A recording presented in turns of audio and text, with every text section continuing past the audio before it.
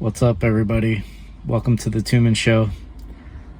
So today I'm gonna show you how to change your coil packs on an N52 engine BMW in 5 minutes. Now, can you tell I don't like new cars? I just want it to shut up and go away. And I picked a nice spot to just park up, and now of course there's all this activity. There was nothing a minute ago. Anyway, okay, focus.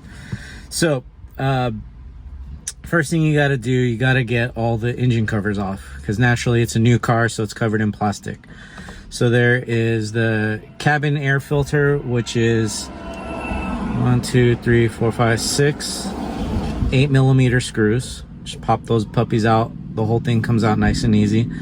There's 2 trims on the side. Probably should take those out first. And 2 on the side, it's just a little clip, flex clip. So you just kind of, bend it a little bit. It pops right out, nice and easy. And then, then you've got the hard tray to get off. And it's really easy. There's only 2 8mm bolts, one on each side. The annoying part is the cable tie, the cable loom that is attached underneath. Don't reef it off. Don't be a madman, otherwise you're gonna break some plastic. There's a chance that they're already broken, because at this point the car is like 10 years old, so someone's already been in there once, hopefully, and hopefully it wasn't an ape who did it. Okay, now then you actually can see your entire engine. Oh, except there's still one more plastic cover to take off. That one's easy. 2, I don't know what size Allens they are. I didn't check. There are 2 Allens in the front. There may or may not be 1 or 2 Allens in the back. My dad's car did not have it on it. So why are we doing this? The question you always want to ask yourself. You probably already know the answer to it if you're watching this video, but basically car was misfiring, and this one had 2, 3, and 6 were all misfiring, and so it was running like poop. Not the smooth inline 6 that BMW makes. Once you have access to the coil packs, now that you got all the plastic out of the way, super easy. You will need a 5/8 inch for the spark plugs, assuming you're changing them at the same time. I might as well. I did all 6 coil packs, all 6 spark plugs. So that part's really easy.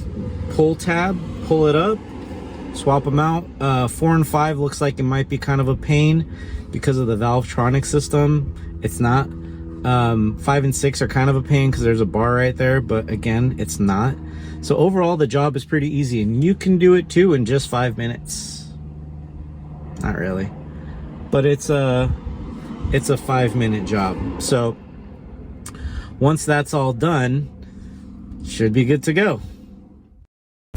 You just want to make sure that it's pushed all the way in like this picture and not like this one. See how close it is, but that one wasn't in. If you have any questions, go ahead and ask. It's a pretty straightforward job.